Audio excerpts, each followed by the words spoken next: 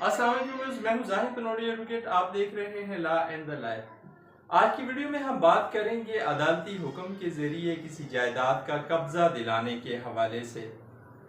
जब भी अदालत में कब्जे का कोई दावा डिग्री होता है तो अदालत उसका कब्जा असल हकदार असल मालिक को किस तरीके से दिलाती है, कौन कौन से तरीक़ाकार, कौन कौन से मराहिल हैं ऐसे जिनसे गुजरना पड़ता है कोर्ट को अपने ऑर्डर को इम्प्लीमेंट कराने के लिए, अपनी डिग्री को एग्जीक्यूट कराने के लिए। ये है वो सवालात जिनको जानने की कोशिश करेंगे आज की इस वीडियो में हम। लेकिन मौजू पर बढ़ने से पहले आपसे गुजारिश, अगर आप चैनल पर नए हैं, आपने चैनल सब्सक्राइब नहीं किया तो चैनल को सब्सक्राइब करें, लाइक करें, बेल आइकन प्रेस करें ताकि अवेयरनेस के हवाले से हर नई आने वाली वीडियो बर वक्त आप तक पहुंच सके। व्यूअर्स, अदालत डिग्री पास करती है किसी केस में कब्जा दिलाने के हवाले से, या अगर किसी शख्स की कोई प्रॉपर्टी का मालिक है, उसका किराएदार उसको कोई किराया नहीं दे रहा उस जायदाद का और वैसे एंजॉय कर रहा है उस प्रॉपर्टी को। अब ऐसी सूरत हाल में मालिक जो है उस किराएदार के खिलाफ बेदखली दायर करता है रेंट कंट्रोलर के पास और उसकी वो बेदखली मंजूर हो जाती है इसी बेस पे कि वो किराया नहीं दे रहा था और उसने डिफॉल्ट की और property without payment of rent जो उसकी एब्लिगेशन बनती थी किराएदार की वो उसने फुलफिल नहीं की। इसी वजह से अदालत इस मालिक मकान के हक में दावा या उसकी जो पिटीशन है वो ऑर्डर कर लेती है, मंजूर कर लेती है। अब इस ऑर्डर पर अमल दरामद कैसे कराया जाएगा और उस दावे पर जो सूट फॉर पोजीशन है डिग्री हुआ किसी शख्स के हक में, उस पर अमल दरामद कैसे होगा?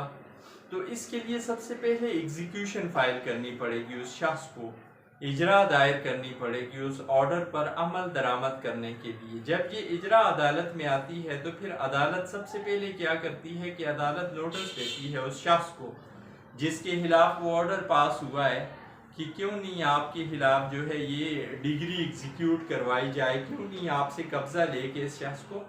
दिया जाए। वो शख्स अदालत में आता है या नहीं आता ये एक अलग मसला है, लेकिन नोटिस के बाद फिर अगला मरहला होता है। अगर अदालत मुतमईन हो जाए कि हाँ नोटिस के जरिए काम नहीं हुआ, इस शख्स ने शराफत के जरिए कब्जा हवाले नहीं किया, उस शख्स के जो कब्जा लेने का हकदार है, जो मजाज है, जो मालिक है उस जायदाद का या जिससे कब्जा मिलना चाहिए, तो फिर अदालत क्या करेगी? अदालत वारंट दखल जारी करेगी, warrant for position of delivery, ठीक है, ऑफ द प्रॉपर्टी। अब ये वारंट दखल क्या होता है? वारंट दखल किसके जरिए कोर्ट एग्जीक्यूट करती है? वारंट दखल एक ऐसा नोटिस होता है जिसमें उस प्रॉपर्टी की तफसीलात दी जाती हैं, किस शख्स पे उसका अमल दरामद होना है वो लिखा जाता है, ये प्रॉपर्टी कहाँ सिचुएट हुई है, वो सारी मालूमात जो दावे में लिखी गई थी, जो डिग्री में लिखी गई थी, वो यहाँ पे दर्ज की जाती हैं और फिर अदालत की तरफ से अदालत का बेलफ, अदालती नुमाइंदा, अदालती कारिंदा अदालत के इख्तियारात के साथ अदालत के हुक्म पर अमल दरामद करने के लिए जाता है और फिर कब्जा दिलाने की कोशिश करता है उस शख्स से जिसके पास वो प्रॉपर्टी है, जिस पे कोर्ट डिग्री पास हो चुकी है, उससे कब्जा दिलाने की कोशिश करता है। अगर वो शख्स शराफत के साथ कब्जा हवाले कर दे बेलफ के अमन के साथ, बगैर खौफ व हरास फैलाए, बगैर जो है वो कोई अफरा तफरी पैदा की है, तो फिर कोर्ट बेलफ उस शख्स से उस प्रॉपर्टी का कब्जा लेके, अगर वो मकान है उस मकान का कब्जा लेके उसमें से उस शख्स का सामान निकाल के बाहर रख के ताला लगा के या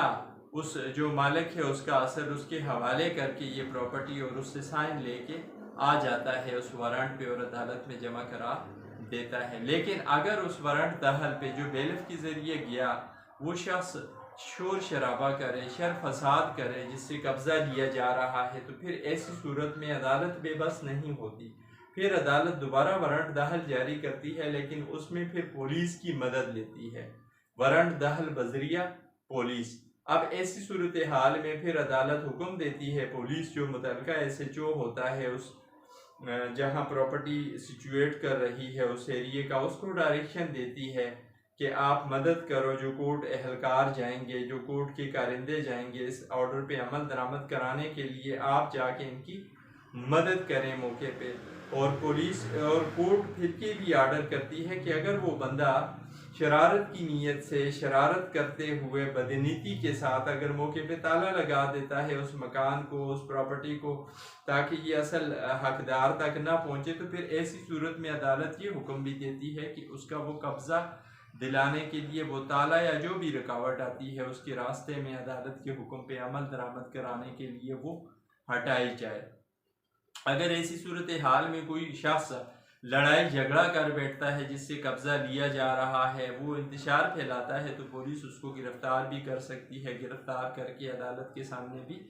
ला सकती है। हाँ, अगर ये कोई घर है जिसका कब्जा दिलाया जा रहा है और वहाँ पे खवातीन भी रहती हैं, औरतें भी हैं, अब औरतों पे तो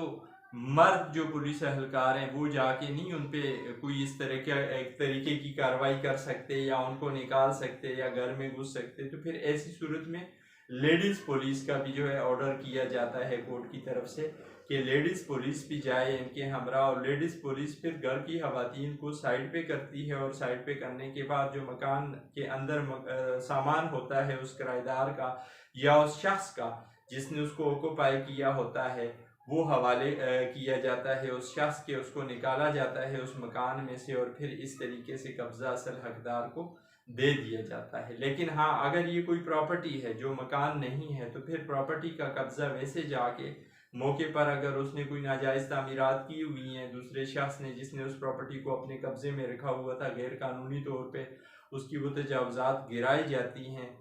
और गिरा के वो प्रॉपर्टी जो है एज इट इज़ हवाले की जाती है असल हकदार की, और उससे फिर रिसीविंग ली जाती है, उसका बयान रिकॉर्ड किया जाता है मौके पे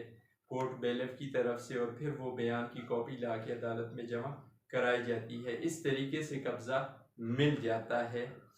असल मालिक को, असल हकदार को। उम्मीद है आज की ये वीडियो आपके लिए मुफीद रहेगी और आपको पसंद भी आएगी। आखिर में फिर गुजारिश, अगर आप चैनल पर नए हैं, अभी तक आपने चैनल सब्सक्राइब नहीं किया हुआ तो चैनल को सब्सक्राइब करें, लाइक करें, बेल आइकन प्रेस करें ताकि इसी तरह की मज़े की मालूमाती वीडियोस आप तक पर वक्त पहुंचती रहें और उनका नोटिफिकेशन आपको टाइम पे पहुंचे। थैंक्स, अल्लाह हाफ़िज़।